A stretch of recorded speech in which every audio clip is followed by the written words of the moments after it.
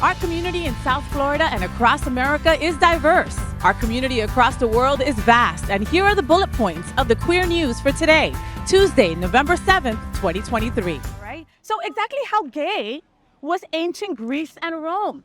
The answer will surprise you. Very, very, very gay, okay?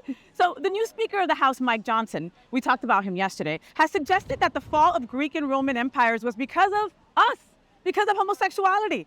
Before we answer that question, let's look at how gay Greece and Rome actually was. Historians overwhelmingly agree that gay sex was accepted in both Greece and Rome, okay? But in different ways. Rome was in power and accepted if you were the dominant partner. Greece accepted both tops and bottoms, okay? So bottoms, you know where you should be going. To Greece.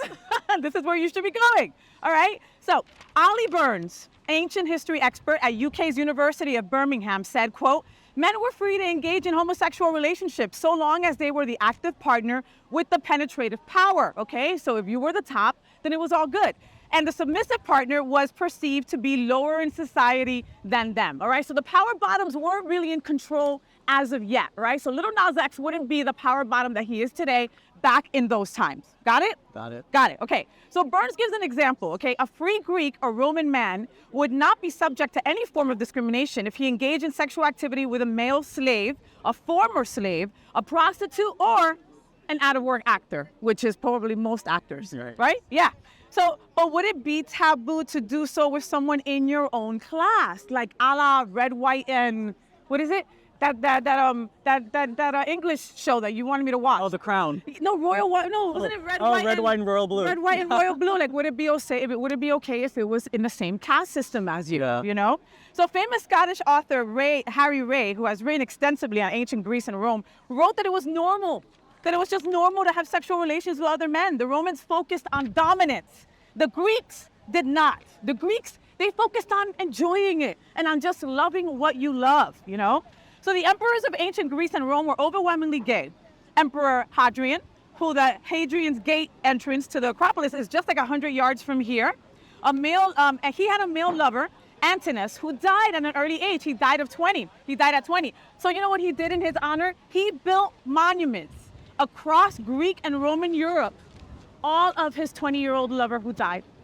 Isn't that sweet? That's what I want my wife to do. Like, if I pass away, I want her to just put statues of Faye White all over Miami, as she should, right? Ray says that nearly all of the 70 Greek and Roman emperors across 500 years had gay sex, including Augustus, Nero, and even Julius Caesar. Ray said that the only Claudius we can say with certainty was straight, but he was bad in bed, so nobody wanted to have sex with him, so it's okay. All right? Right. Okay, are you thinking about what happened to the lesbians? Are you? Yeah, I want to know. Okay, because without the lesbians, then I wouldn't be here standing next to you right now, Cal, all right? With my favorite lesbian. With your favorite lesbian, right? So not far from here, there is a Greek isle called Lesbos, okay? And I imagine it kind of like Wonder Woman when they all went to that Amazon island, right? That's kind of how I imagined it, right? And so kind of like, lesbian women or women who loved other women were kind of being erased because all of the history was being written by men. So funny enough, lesbian sex was taboo while male sex was okay, legit, and let's have a great time. But we kept the island Lesbos, okay, which still to this day has incredible festivals once a year and women flock from all over to get there, you know? So okay, and Ray continues to write. Okay, so Ray writes, perhaps the gayest emperor of all was Elagabalus. He could be described as a twink and may have been non-binary, or maybe he could have been a trans woman because the emperor in 3rd century, he was married 4 times, once to a male chariot driver, so kind of like he was married to an Uber driver, and often wore makeup, wigs, and dresses. So we really don't know where he was on the gender fluidity side, but he seemed to be all over, which is great. Now the issue of emperor collapse because of homosexuality, this theory began only in modern times and was created by conservative religious media. What a surprise. And writers that made the connection, or they wanted to make the connection.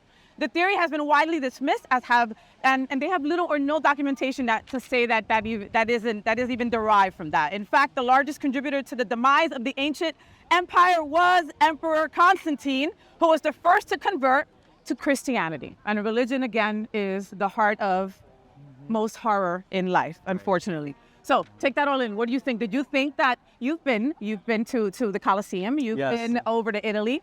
Yeah. Do you feel that this place's history and just old, all the emperors and all that, do you think it was gayer here than in... Oh yeah, no, absolutely. And I mean, even when we're following these footsteps of ancient times, where Athena and Zeus and all of the Greek mythology that we've always learned about and heard about, we're here. Yeah. We're, this is the of it. birthplace of democracy. But going back to what you were saying about Speaker Johnson and suggesting that the fall of the Greek and Roman Empire was Because of gays. homosexuality. I mean, forget about the Battle of Corinth that happened 146 years before Christ. In the Roman Empire that fell because of corruption. Just throw all of that history out there and replace it with rhetoric. And this is who we have as the Speaker of the House now. Again, corruption, rhetoric, those are the demise of civilization, Yeah. right? Religion, unfortunately, not homosexuality. Right.